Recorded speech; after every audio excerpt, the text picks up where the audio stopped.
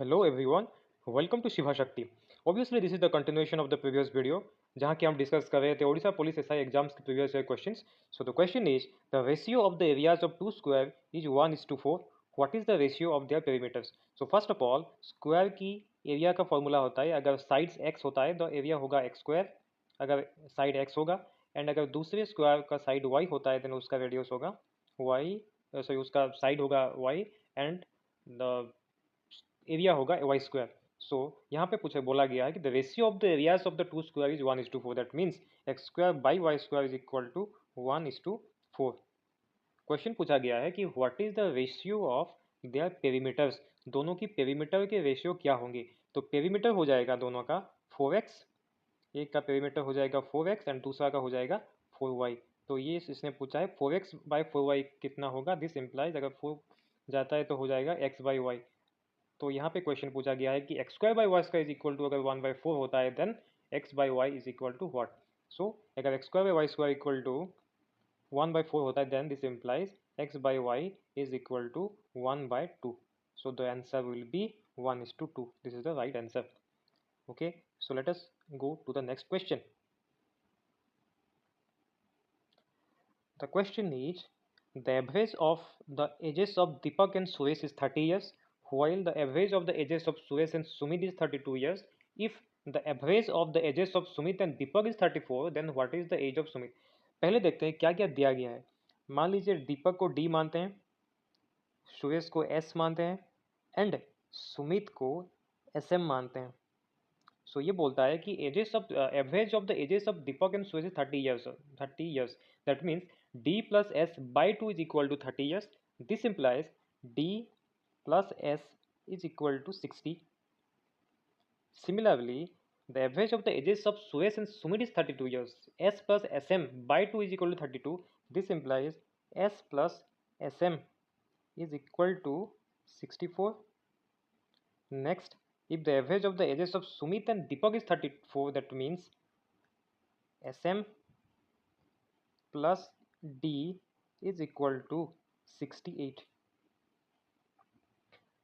Now इसने पूछा है what is the age of Sumit, then SM equal to what? This is the question. So अगर हम आगे बढ़ते हैं, ये जो जो जो चीज़ दिया है ये हर एक को अगर हम सम करेंगे तो D plus S plus S M plus D then क्या होगा 2D plus 2S plus 2SM is equal to 192.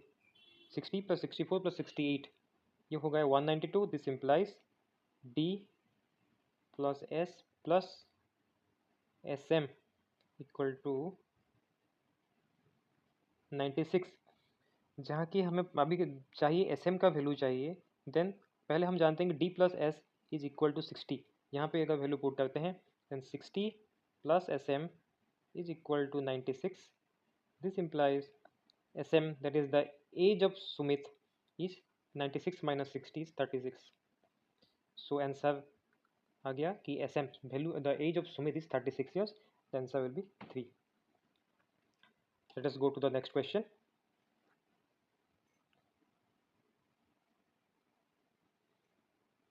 Okay, the question बोलता है कि the sum of squares of two numbers is 225 and the difference between two numbers is 3. So find the two numbers. Simply यहाँ पे अगर क्योंकि option दिया गया है दोनों ऑप्शन को पुट करके हम आंसर निकाल सकते हैं. तो यहाँ बोलता है कि the sum of squares of two numbers is 225. The difference between the two numbers is 3.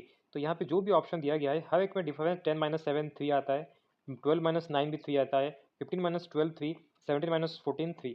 तो पहले वाली कंडीशन को हमें चेक करनी होगी. That is the sum of the squares of two numbers is 225. So पहला वाला ये होता है 10 का स्क्वायर हो गया 100 प्लस 7 स्क्वायर 49, ये 149. This is not the answer. Second option 12 का स्क्वायर हो गया 144 प्लस 9 का स्क्वायर 81, इसका सम आ गया 225. So this is the right answer 12 and 9. So the sum of squares of 12 and 9 is 225 and the difference between the two numbers is 3, that is 12 minus 3 is equal to 3. So option 2 is the right answer. So let us go to the next question. Hari covers a distance in 6 minutes at the speed of 24 kilometre per hour. Normal एक formula होता है, that is speed is equal to distance by time. So S stand for speed, D stand for distance and T stand for time. So यहाँ पे बोलता है कि Hari covers the distance in 6 minutes at the speed of 24 kilometre per hour.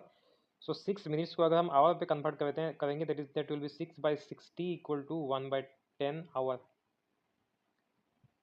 So ये हो गया time equal to 1/10 hour, speed equal to 24 kilometer per hour. What will the speed if he wants to return back to his starting point in 8 minutes? So यहाँ पे अगर हम distance निकालते हैं then s into t, d equal to s into t, that is speed into time. So speed is 24 into t is 1/10, that is 24/10, 12/5 kilometer. Now we got d equal to 12/5 kilometer.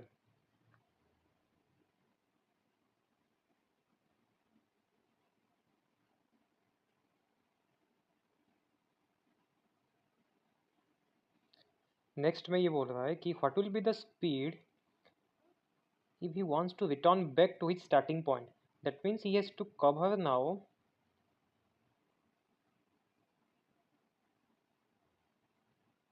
the same distance, that is 12/5 kilometer, and the time is now 8 minutes.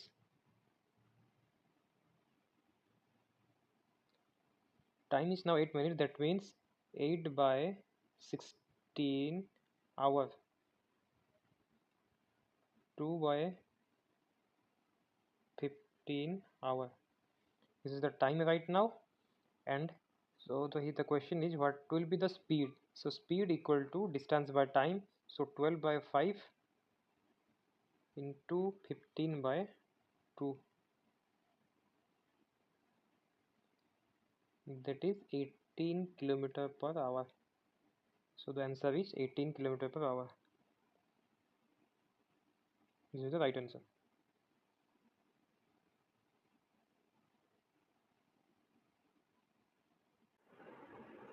So let us go to the next question. P, Q and R together invested Rs 50,000 for a business. P subscribed Rs 4,000 more than Q, while Q subscribed Rs 5,000 more than R. What will be the P share if the total profit is Rs 25,000 at the end of the year? So यहाँ पे जो information दिया गया, let us first analyze that. So P is equal to,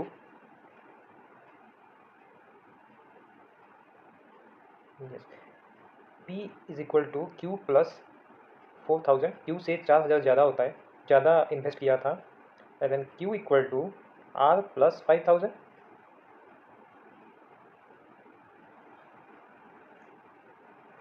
So यहाँ पर हम ये लिख सकते हैं कि implies P equal to R plus 9,000. 5,000 plus 4,000 हो गया 9,000. So P equal to R plus 9,000, Q equal to R plus 5,000 and R equal to obviously R ही होता है.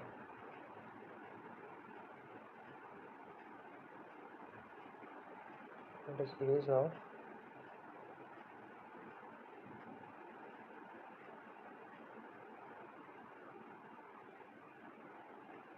Yes, R equal to R, P equal to R plus 9,000, Q equal to R plus 5,000.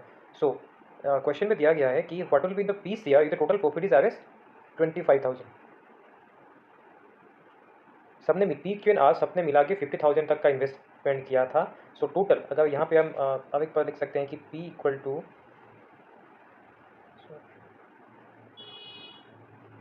To R plus 9,000, Q equal to R plus 5,000, okay, and R equal to R. So P plus Q plus R equal to 50,000. ये question में दिया गया है, that is P plus Q plus R equal to 50,000. This implies P की जगह लिख सकते हैं R plus 9,000,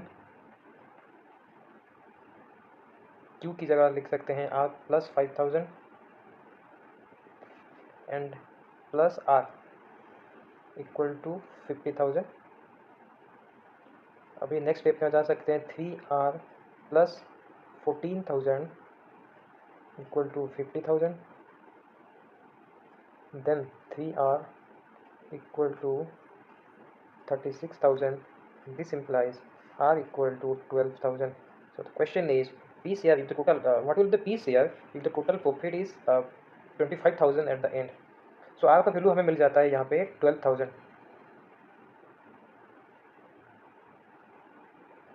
अगर R की वैल्यू 12,000 होता है then let us erase it first.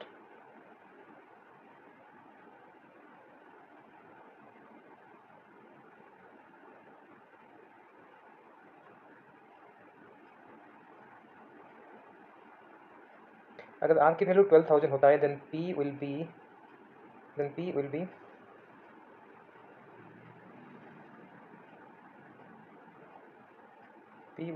21,000 and Q will be 17,000 and obviously R is 12,000. So the ratio between P, Q and R is 21, 17 and 12.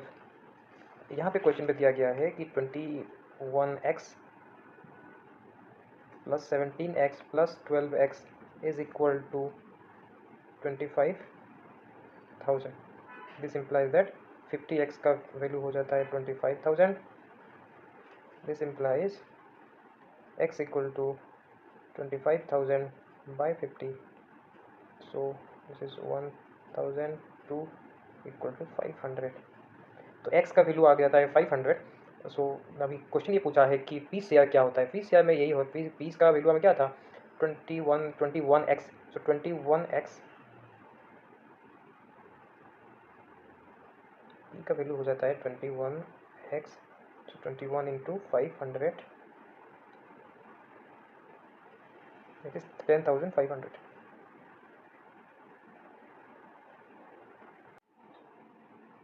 So let us go to the next question. Which number will replace the question mark in the following series 28, 33, 31, 36, 34, 39. यहाँ पे एक series follow होता है, that is 28 plus 5 में होता है 33. Then देखिए -2 हो जाता है 31. देन प्लस 5 हो जाता है 36. देन -2 हो गया 34 प्लस 5 39. अभी होगा -2 and that will B 37, which will be the right answer. So 37 will be the right answer that will replace the question mark. So thank you everyone for today. Please do like, share and subscribe for more videos. Thank you.